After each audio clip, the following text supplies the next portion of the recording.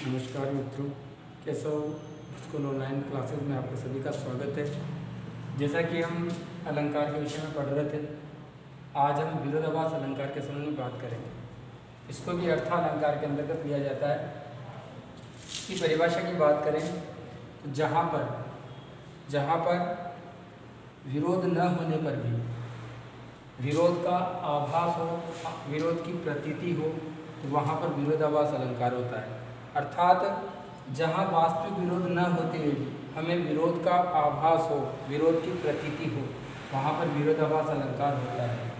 विरोधाभास का शाब्दिक अर्थ, विरोधाभास के अर्थ की बात करें तो विरोधाभास का तात्पर्य है आपस में विरोध का आभास होना, यानी विरोध न होते हुए विरोध का हमें आभास हो, विरोध की प्रतीति हो, वहाँ पर विरोधाभास अलंकार होता है। उदाहरण की बात करें, इसका पहला उदाहरण, तंत्रीनाद कवित रस सरस राग रतिरंग अनबूढ़े बूढ़े तिरे जे बूढ़े सब अंग।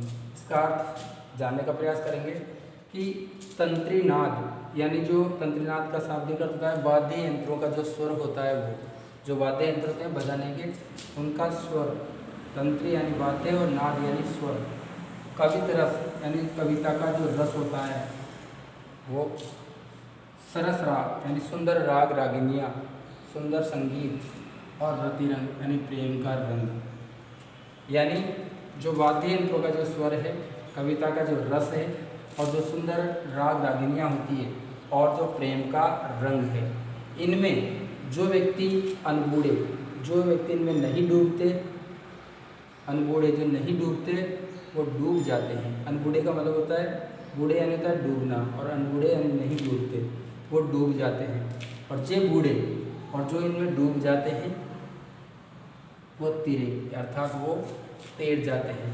जैसे मतलब कहने का भाव यह है कि इन चीज़ों की गहराई का पता हमें डूब कर ही इन चीज़ों में हम जब डूबेंगे तभी इनकी गहराई का पता हम लगा सकते हैं। और वास्तविक अर्थ हम देखेंगे इसका तो तंत्रीनाद अर्थात तंत्रियों का स्वर, कविता का रस, सुंदर राग रागिनियाँ, प्रेम का रंग। जो व्यक्ति इन चीज़ों में नहीं डूबते, जो अनबूढ़े जो इनमें नहीं डूबते, वो डूब जाते हैं, यानी वो जिनका जीवन सफल नहीं हो पाता।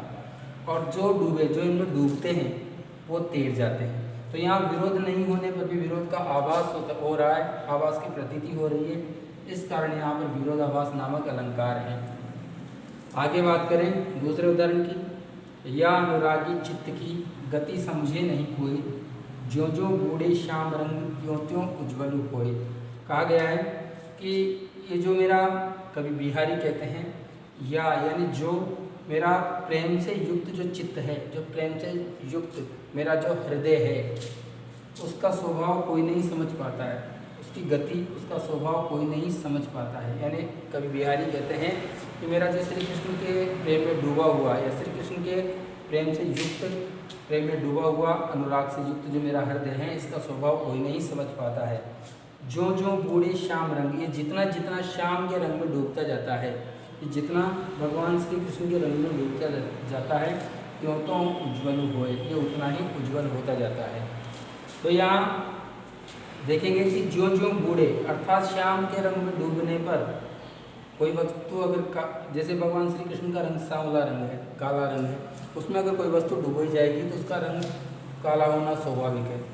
लेकिन यहाँ कहा गया है कि जितना जितना ये श्याम रंग में डूबता है, अर्थात भगवान श्री कृष्ण के रंग में डूबता है, काले रंग में डूबता है, त्यों त्यों उज्ज्वल होए, ये उतना उतना ही उज्ज्वल अर्थात सफ़ेद या पवित्र होता चला जाता है। इसलिए कहा गया है कि कवि कहते हैं कि जो मेरा प्रेम से युक्त हृदय है, इसके स्वभाव को कोई नहीं समझ पाता है। जितना जितना ये श्याम रंग में डूबता चला जाता है, उतना ही उतना उज्ज्वल होता जाता है। अर्थात कोई वस्तु अगर काले रंग में डूबो जाए तो काली होकर निकलती है, लेकिन यहाँ श्याम के रंग में डूबने के बाद, अर्थात काले रंग में डूबने के बाद भी जो मन है वो उज्ज्वल या पवित्र हो रहा है। तो यहाँ विरोध न होते हुए विरोध का आभास हो रहा है, और विरोध का आभास होने के कारण यहाँ पर विरोधाभास नामक अलंकार है। इसलिए कहा गया है कि जहाँ पर विरोध न हो फिर भी विरोध का आभास हो, विरोध की प्रतीति हो, वहाँ पर विरोधाभास नामक अलंकार होता है। अगले अलंकार की बात करें, अगला अलंकार है उदाहरण अलंकार। अंतिम अलंकार है। इस अलंकार की जो श्रृंखला है उसकी भी जानकारी आज हम करते हैं। परिभाषा की बात करें उदाहरण अलंकार की,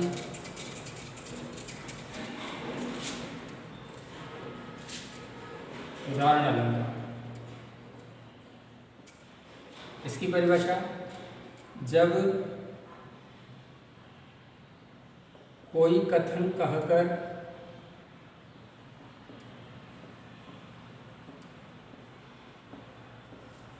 उसकी पुष्टि हेतु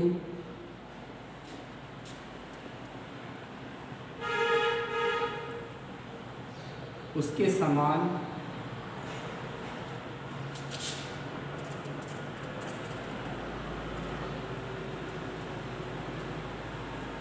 दूसरा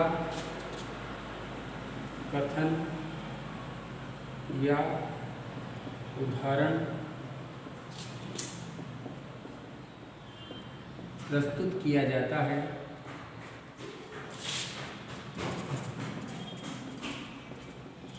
वहाँ उदाहरण अलंकार होता है।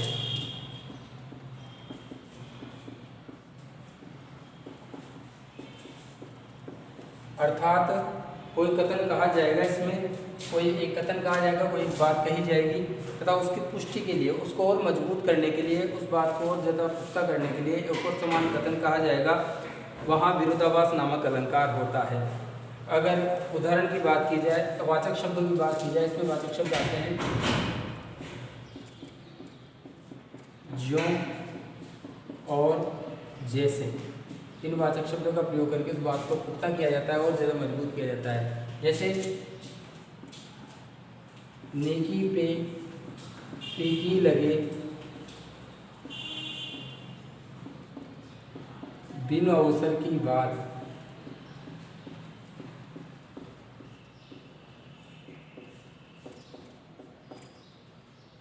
नेकी पे फीकी लगे बिन अवसर की बात, जैसे वर्णत युद्ध में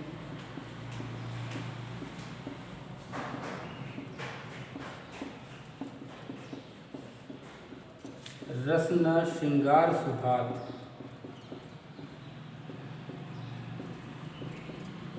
इस उदाहरण को समझने का प्रयास करेंगे कि अगर कोई बात नेकी यानी अच्छी या नेक बात हो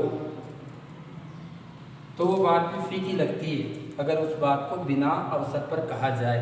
यानी कोई अच्छी बात है, नेक बात है, अगर उसको बिना अवसर पर कहा जाए तो वो बात भी फीकी लगती है, वो बात भी अच्छी नहीं लगती। तो ये कथन कहा गया है यहाँ पर। अब उसकी पुष्टि करने के लिए उसके समान कथन प्रस्तुत किया गया उदाहरण देकर के। उदाहरण के रूप में जैसे, ये वाचक शब्द का प्रयोग है जैसे। जैसे वर्णत युद्ध में, यानी युद्ध का अगर वर्णन किया जा रहा हो किसी काव्य में, जहाँ युद्ध का अगर कोई वर्णन किया जा रहा है उसमें फिर श्रृंगार रस अच्छा नहीं लगता, श्रृंगार रस सुहाता नहीं है।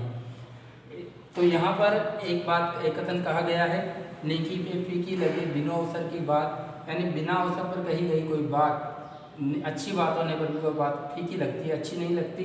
जैसे, अब इस कथन को पुष्ट करने के लिए इसको उदाहरण के रूप में नीचे वाला कथन आया है, जैसे वर्णत युद्ध में, यानी युद्ध का अगर वर्णन किया जा रहा है तो उसमें श्रृंगार रस सुहाता नहीं है, वो अच्छा नहीं लगता है। तो यहाँ पर उदाहरण अलंकार। दूसरे उदाहरण की बात करें,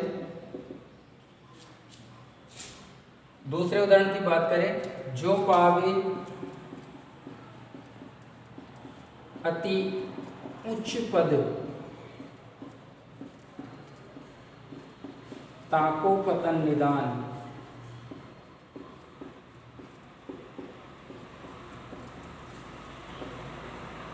जो पावे अति उच्च पद ताको पतन निदान, ज्यों तपि तपि मध्याह्न लो।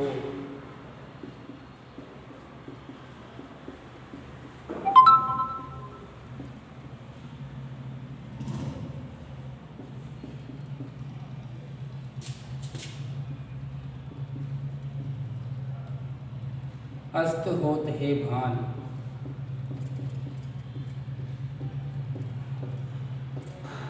इस उदाहरण को समझने का प्रयास करेंगे।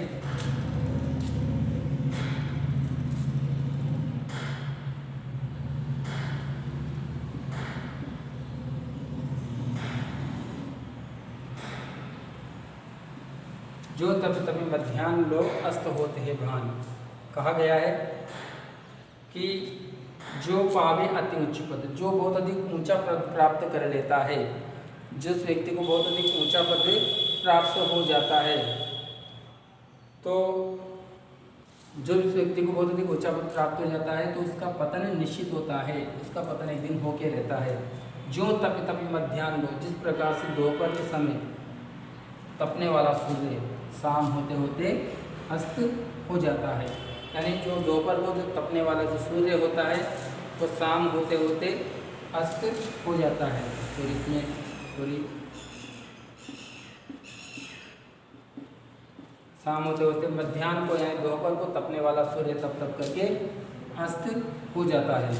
जो बहुत अधिक ऊंचा प्राप्त कर लेता है उसका एक न एक दिन पतन निश्चित रूप से होता है। जिस प्रकार से मध्याह्न को तपने वाला सूर्य शाम होते होते अस्त हो जाता है। तो यहाँ एक बात कही गई है, उसकी पुष्टि के लिए दूसरा इसके समान उदाहरण के रूप में एक बात कही गई है।